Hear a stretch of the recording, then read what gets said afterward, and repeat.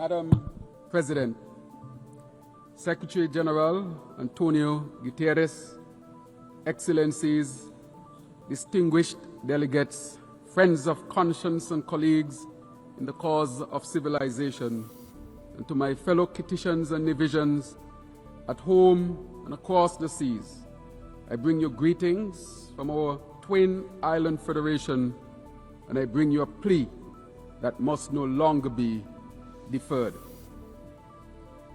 Madam President, for 80 years, this Assembly has been a harbor for hope.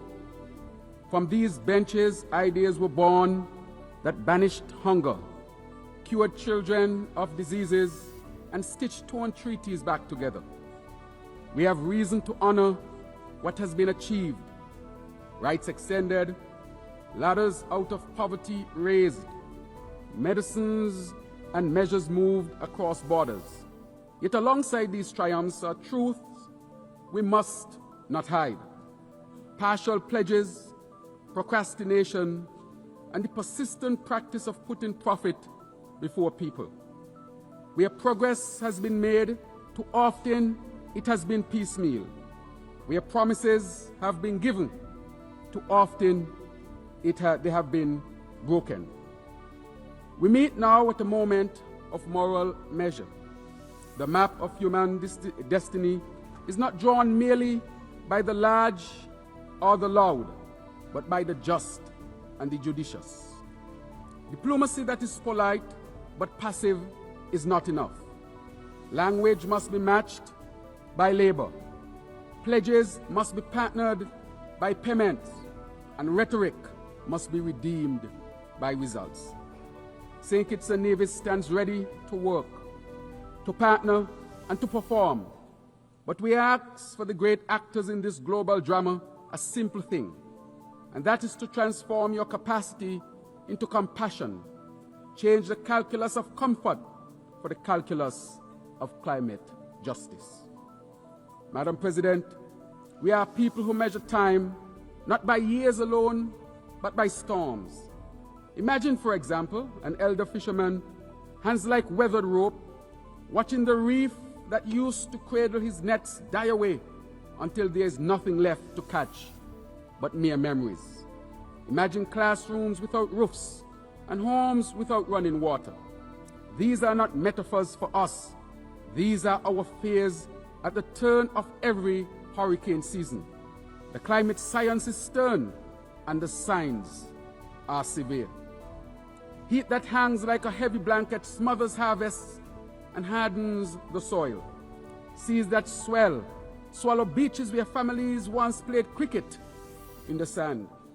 Storms that arrive more often, that intensify in hours from Category 1 to Category 5, arrive with total fury and leave devastation in their wake. When a single hurricane can steal away years of a nation's GDP in a single night, the ledger of gross national income becomes a misleading measure of our well-being. This is the anatomy of an injustice. The emissions that warm the planet are poured by the many into an atmosphere owned by no one, and paid for most dearly by the few, by our large ocean states. What was forged by centuries of industrial development now returns as tempest and trial to those least responsible. That is not merely an accident of geography. It is a failure of stewardship, a moral failing that we must name, and a responsibility we must repair. We therefore welcome the ICJ's landmark ruling on the responsibility of states for climate change, and which makes clear that under international law, states have a binding duty to protect our planet from the escalating climate crisis. We must do better. We must cut emissions deeply and quickly, scale finance fairly and urgently, and equip vulnerable nations with the tools to survive and to thrive. I am also pleased to inform that on August 29 of this year, Saint Kitts and Nevis ratified the BBNJ Treaty. This is a historic achievement for the ocean and for multilateralism. Madam President, Saint Kitts and Nevis has chosen to script a different future for survival and growth, one that speaks to balance of care and of durability. We have launched, therefore, the Sustainable Island State Agenda, known as SISA, a deliberate blueprint that sets our course to 2040. SISA is not a slogan. It is a structured mechanism that places people at the center of progress and entwines sustainability with prosperity. It is guided by 7 fundamental pillars: energy transition, water security, food and nutrition security, sustainable industries, sustainable settlements, circular economy, and health and social protection. Each pillar reinforcing the others like ribs, holding up the body of a nation that intends to continue standing strong. Our path on the SISA is both practical and poetic. We are reimagining energy so that the power that lights our homes does not darken another nation's future. We are investing in water as a right, not as a luxury, by drilling wells, restoring reservoirs, and integrating desalination powered by the sun so that a child need not learn to ration. We are reworking food systems so farmers can feed nations, not just our markets. We are building homes that will shelter hope in the time of storm, hospitals that will heal in the time of shock, and schools that will kindle the skills to continue economic diversification. These are not abstract ambitions. They are concrete commitments. A 70,000 gallon per day solar desalination plant already commissioned, and a 2 million gallon desalination plant nearing completion. Geothermal drilling in our sister island of Nevis, supported by multilateral finance to power both our islands and beyond. An ambitious smart homes program, a new smart climate resilient hospital, all expressions of our small nation answers a large challenge. We are taking bold, tangible actions that demonstrate how sustainability can be sewn into the simplest seams of daily life. The SISA vision mobilizes resources, aligns ministries, elevates visibility, and, most importantly, invites society into shared responsibility. It is an audacious plan because audacity is required of small states when the storm approaches. Madam President, distinguished colleagues, just last week, this Assembly took a vital step toward when the United Nations adopted by consensus a progressive resolution that revitalizes the Commission on the Status of Women. Saint Kitts and Nevis was honored to co-facilitate this resolution alongside our island, a natural partner for equity, sustainability, and resilience. Saint Kitts and Nevis has made the empowerment, protection, and upliftment of women and girls a cornerstone of our national agenda. Today, our parliament boasts the highest number of female members in our nation's history, and it is led proudly by a woman Speaker of the House. This is not symbolic, it is structural. It is proof that when women lead, nations rise. Our Sustainable Island State Agenda is deeply rooted in gender equality. By empowering women and girls, we are not only advancing fairness, we are reinforcing resilience. For we know this truth: when women are given the tools to thrive, families flourish, communities strengthen, and nations become unshakable.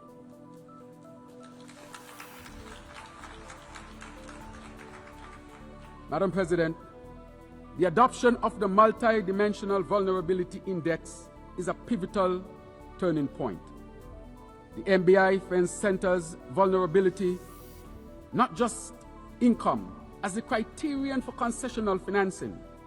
For countries like ours, which may register as high income on the basis of statistical averages, yet can be economically annihilated by a single climatic event. This change is life-saving. Where GDP is a static snapshot, the MVI is a living lens.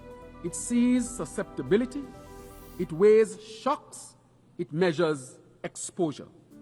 The MVI can unlock concessional finance for resilience, transform loans into lifelines, and ensure that the reality of risk is not lost in translation. But let us now move from recognition to realization, from the adoption of the MVI to its full institutionalization across the World Bank, across the IMF, across regional development banks. Let us make vulnerability into the architecture. Let us bake vulnerability into the architecture of global finance so that resilience is not the exception, but the expectation. Distinguished colleagues, talk of reform must not be timid. The architecture of international finance was largely built in a different century for a different world. That architecture must be remodeled so that it reflects the realities of today. Climate risk, transnational inequality, and the asymmetric impacts that fall upon the smallest and the most exposed. Saint Kitts and Nevis affirms its staunch support for the Bridgetown Initiative, where our region's clarion call for financial and climate justice. The Bridgetown Initiative offers a practical, principled platform to alter debt dynamics, to reposition credit flows toward green investments, and to operationalize liquidity instruments that protect the vulnerable. We therefore ask this Assembly and our global partners to help convert initiative into instrument and to shift rhetoric into reflowing capital for resilience. The mission of the United Nations, therefore, peace, development, and human rights, is not advanced by preserving an architecture that perpetuates fragility. Reform is justice.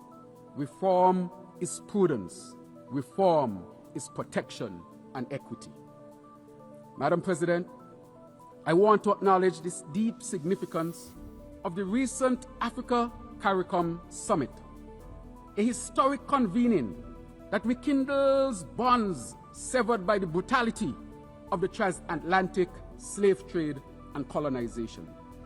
This diplomatic meet was a profound moment of remembrance, resistance, and reconnection. We gathered as descendants of a common ancestry, forging a shared agenda for reparatory justice, trade, transport, investment, sustainability, peace and security, climate action, and technical cooperation. Our partnership sounds loud, not only a call for financial redress, but for justice.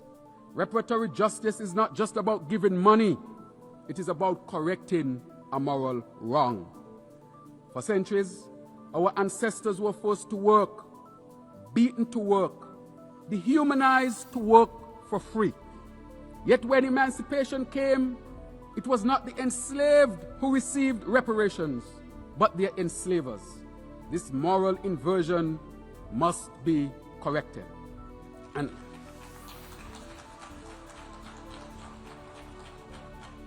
as part of this broader historical reckoning, I also amplify the call for full exoneration of His Honorable, Most Honorable, Marcus Mosiah Garvey,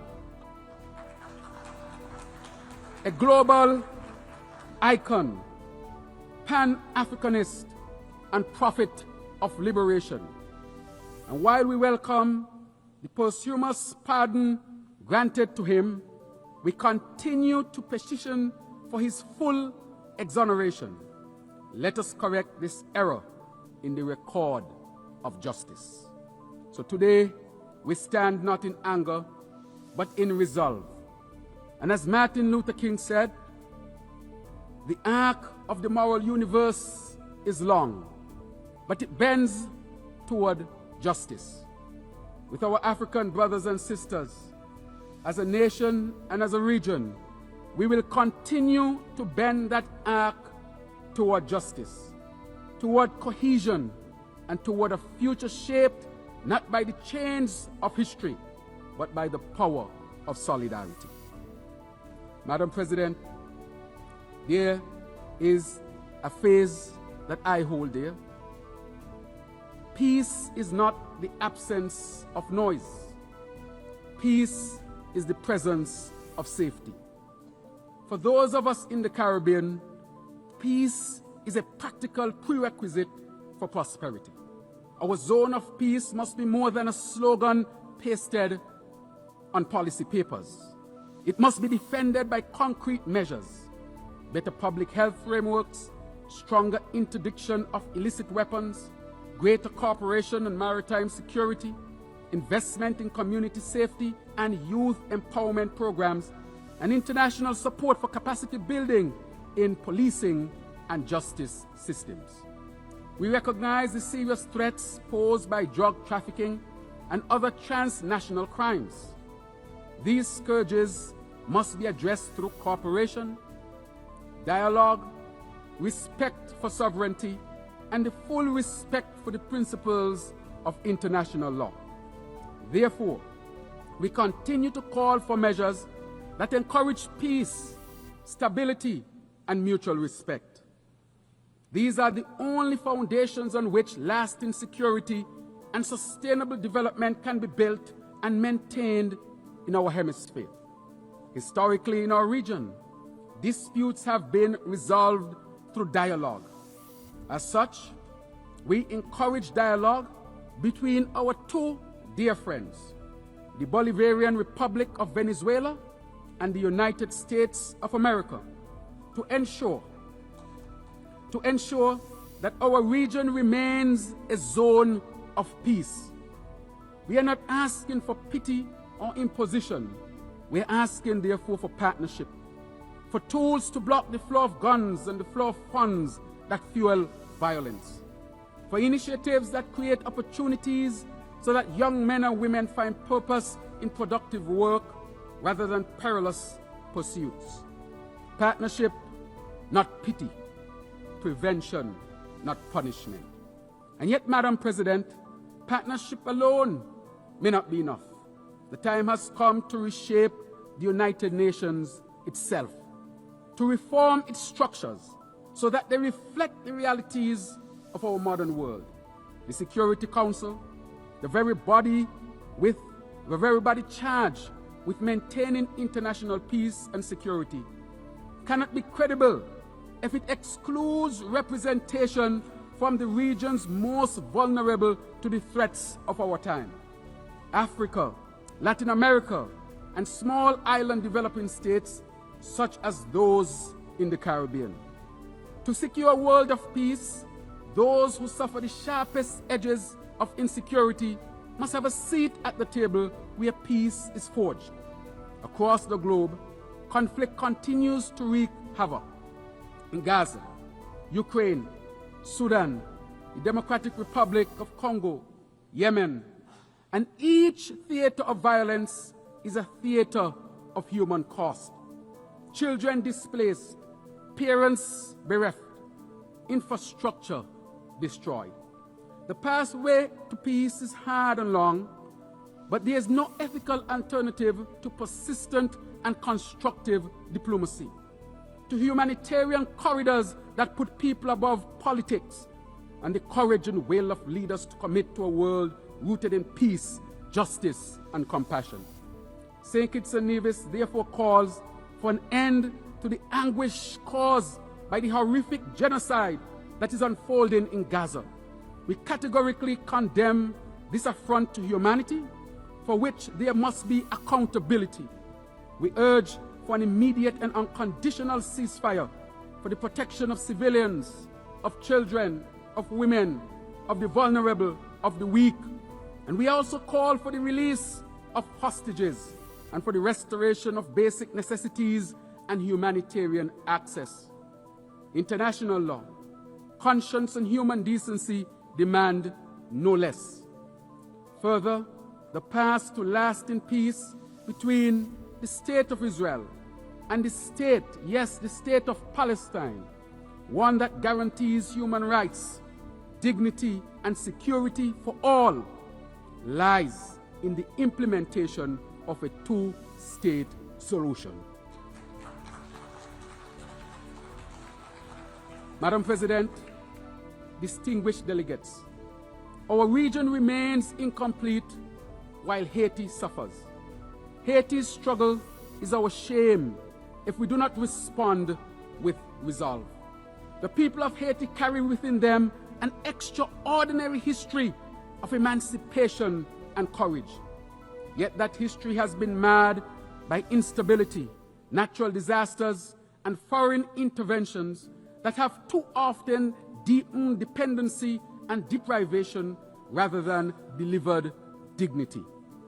Saint Kitts and Nevis and the Caribbean community welcome the commitments of partner states, notably the Kenya-led Multinational Security Support Mission and the backing of the OAS and other regional actors to help restore security and to assist in rebuilding Haitian institutions.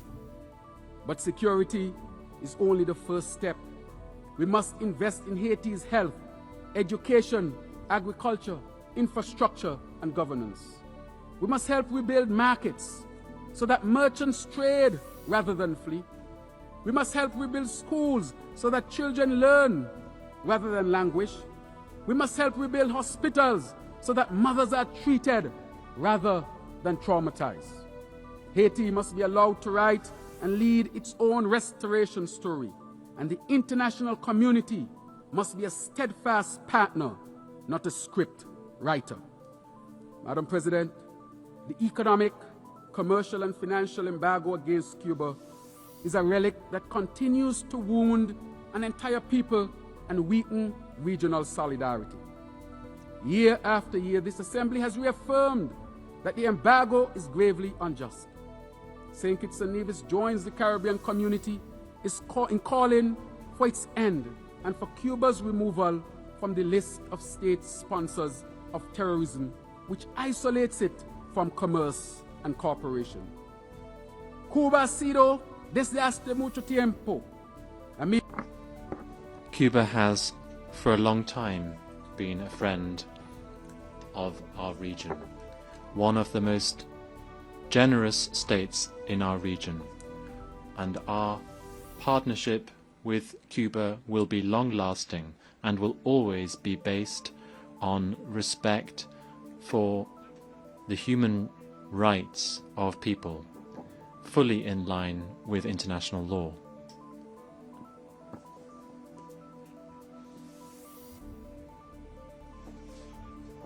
A stronger Cuba, a more sustainable Cuba, will not just improve the well-being of their own citizens, but also the security and sustainability of the entire Caribbean. When islands share storms, we must share solutions. The theme of this 80th session, Better Together, asks us to imagine a world in which inclusion is operationalized, excluding Taiwan from agencies where it can and must contribute, such as the World Health Organization and the International Civil Aviation Organization, undermines global capacity for collective problem solving. Taiwan's contributions in public health, technology, and disaster response are not partisan. They are practical. To keep a door closed and cooperation in these domains is to take a risk the world cannot afford. Excellencies, the Taiwan Strait is not merely a lane on a map. It is a lifeline of commerce and human connection.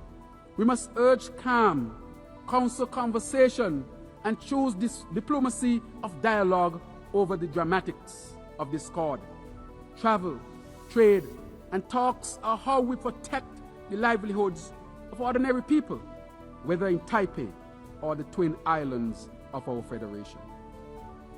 Madam President, I speak to our youth, the wonderful youth of this world, those whose futures will be most shaped by what we do here. Your anger at injustice is justified. Your impatience is prophetic. We need your innovation, your indignation, and your insistence on better governance. Give us your ideas, and we will give you the institutions to implement them. Education must therefore be practical and futuristic. Training in renewable technologies, digital skills, sustainable agriculture, for example, are important. In Saint Kitts and Nevis, we have a program for our young people that is called the Aspire program, meaning achieving success through personal investment, resources, and education. Our national effort to invest in our children's future. In this program, every child between the ages of 5 and 18 gets a grant of $1,000, partly to be deposited as savings and partly to buy shares in local companies. So from very young, they are building their financial future, a gateway, a pathway to end poverty in our country. This is an example of how we seed hope at the roots. In conclusion, Madam President, distinguished colleagues, when we accept the verse that says, "We shall overcome," we must pair it with the refrain, "We shall act." The triumph of the 20th century was not inevitable. It was the product of people who chose courage over comfort. The triumph of this century will be no less possible if we choose it. This assembly has the capacity to imbue policy with compassion, to turn knowledge into kindness, to render solidarity not as sentiment, but as system. Let us be architects of a world where smallness is not a sentence, but a strength, where islands like ours are recognized as laboratories of resilience rather than limit cases of neglect, where being better together means binding ourselves in common cause, common finance, and common care. May we be brave enough to act, willing enough to partner, and wise enough to ensure that when future generations ask, what did we do at this turning point, the answer will not be they hesitated, but the answer must be they not only acted, but they acted together as a human family. Thank you.